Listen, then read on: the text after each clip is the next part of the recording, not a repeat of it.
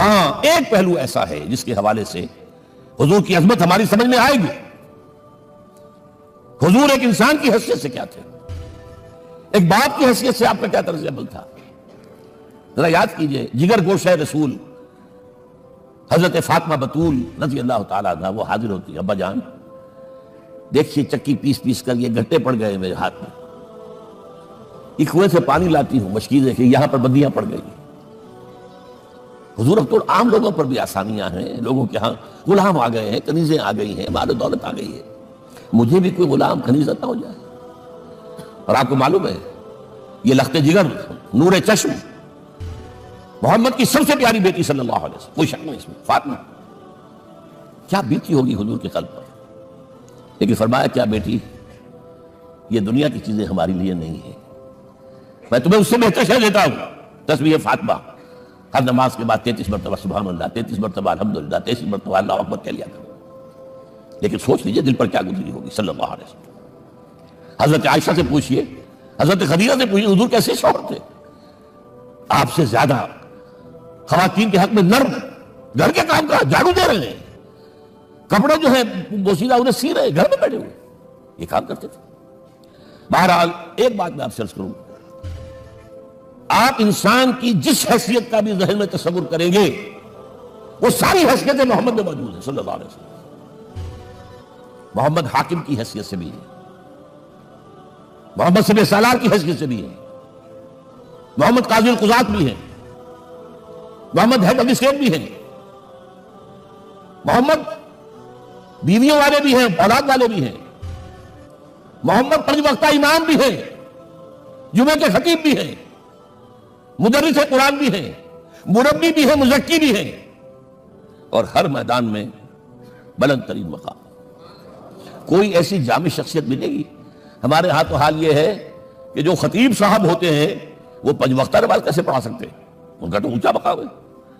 5 وقتہ نماز کے لیے تو رہنا چاہیے امام آپ کو, اور وہاں بھی ایک امام سینئر ہوگا وہ عشاء مغرب اور فجر پڑھائے گا, ایک جونیئر ہوگا بیچارہ وہ جو خاموش نماز ہے وہ پڑھائے گا. 5 وقتہ نماز پڑھا رہے ہیں محمد صلی اللہ علیہ وسلم, اور خطیب بھی وہی ہے, مربی بھی وہی ہے, مزکی بھی وہی ہے. ہمارے ہاں جو لوگ تزکیہ نفس کے میدان میں ہیں وہ پھر جماعت کبھی نہیں کراتے, کبھی نہیں دیکھا ہوگا آپ نے کسی صاحب کو کراتے ہوئے. یہ جامعیت کیوں ہے, جامعیت کبریٰ. پہلی بات تو یہ نوٹ کیجئے, حضور انتہائی غیور انسان تھے, انتہائی غیور. یہ کہا جاتا ہے کہ اگر حضور گھوڑے اس میں سوار ہوتے تھے اونٹ پر اور آپ کا کوڑا نیچے گر گیا تو آپ یہ کسی سے نہیں کہتے تھے کہ ذرا یہ میرا کوڑا مجھے پکڑا دینا, یہ بھی گوارا نہیں تھا. آپ اونٹ بٹھا کر نیچے اتر کر اپنا کوڑا خود اٹھاتے تھے. کسی سے اپنے ذاتی کام کے لیے کوئی مدد مانگنا امکان ہی نہیں. بلکہ ایک واقعہ تو وہ ہے جب بھی میں تذکرہ کرتا ہوں میری آنکھوں میں آنسو آ جاتا ہے. یہ ہجرت کے وقت کا واقعہ ہے. آپ کو معلوم ہے حضور نے تمام مسلمانوں کو مکے سے جانے کی اجازت دی, چلے جاؤ مدینے, چلے جاؤ مدینے. آپ خود تھے موجود, اس لیے کہ رسول اپنے مقام کو نہیں چھوڑ سکتا وداؤٹ ایکسپریس پرمیشن فرام اللہ سبحانہ و تعالی. اب حضرت ابوبکر پوچھ رہے ہیں حضور اجازت آ گئی نہیں آئی, آ گئی نہیں آئی, دن گزر رہے ہیں. حضرت عائشہ کی روایت ہے ایک روز ہم نے دیکھا دوپہر کے وقت آ رہے ہیں حضور, کپڑے سے اپنا سر جو ہے ڈھانپا ہوا ہے. عرب میں دوپہر کے وقت وزٹ کرنا جو ہے یہ ان کے خلاف دستور ہے, ان کی تہذیب کے خلاف ہے. یہ قیلولے کا وقت ہوتا. تو حیران ہوئے, آتے ہی فرمایا ابوبکر ہجرت کی اجازت ہو گئی.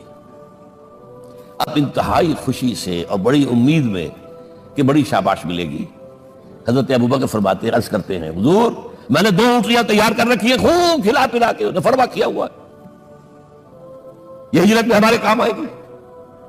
حضور تھوڑا سا توقع فرماتے ہیں, پھر کہتے ہیں اچھا ٹھیک ہے, ایک میں استعمال کروں گا لیکن میں اس کی قیمت ادا کروں گا. حضرت ابوبکر رو پڑے, حضور مجھ سے یہ مغایرت, صاحب کے طرح کے ساتھ رہنے والا, اس سے یہ مغایرت, ذرا سے اشارے پر اپنی کمسن بیٹی پیش کر دی نکاح کے اندر, اس سے یہ مغایرت, رو پڑے. لیکن حضور کی اپنی خیارت تھی, میں قیمت دوں. اب بتائیے مدد کا کے لیے درکار تھی؟ مدد تھی ان کے مشن کے لیے. مشن 2 حصوں میں تھا, اس کو جانیے. آج کچھ علمی باتیں آ رہی ہیں. حضور کے مشن کے 2 حصے, ایک ابتدائی جو تمام انبیاء اور رسول کا تھا, ایک تکمیلی جو صرف محمد کا ہے صلی اللہ علیہ وسلم۔ ابتدائی کیا ہے؟ اللہ کی طرف دعوت، تبلیغ۔ جو دعوت قبول کر لیں ان کے لیے بشارت، بشیر، کہ تمہارے لیے آخرت میں جنت ہے، نعمتیں ہیں۔ رد کر دیں ان کے لیے نذیر، خبردار کرنے والے، جہنم کے لیے تیاری کر لو۔ داعی اللہ، اللہ کی طرف بلانے والے، سراجا منیرہ، روشنی کے چراغ۔ یہ حیثیتیں مشترک ہے تمام انبیاء کرام۔ تمام انبیاء بشیر بھی تھے، نذیر بھی تھے، داعی بھی تھے، سراج منیر بھی تھے، اگرچہ ان تمام حیثیتوں میں بھی حضور کا سب سے اونچا مقام علیحدہ نمایاں ہے، لیکن حیثیتیں بنیادی طور پر مشترک ہیں۔ ایک حیثیت ہے تکمیلی، اور وہ کیا ہے؟ اے نبی، جو دین آپ کو دیا گیا ہے صرف تبلیغ نہیں، صرف تعلیم نہیں، اس کو قائم کر کے دکھاؤ نظام زندگی کی حیثیت سے۔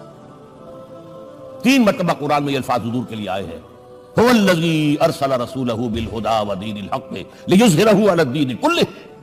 3 دفعہ سورہ توبہ میں یہ الفاظ آئے، سورہ صف میں یہ الفاظ آئے، سورہ فتح میں یہ الفاظ آئے۔ وہی اللہ جس نے بھیجا ہے اپنے رسول کو صلی اللہ علیہ وسلم، الہدا، قرآن حکیم، ہدایت کاملہ، اور نمبر 2 دین حق۔ یہ 2 چیزیں دے کر بھیجا، کس لیے؟ تاکہ اس دین کو غالب کرے پورے نظام زندگی پر۔ یہ معاملہ ذرا سوچئے، اور یہ حضور کے لیے 3 دفعہ، اور کسی اور نبی کے لیے 1 دفعہ بھی نہیں۔ قرآن مجید کے اس نقطے کو ذہن نشین کر لیجیے۔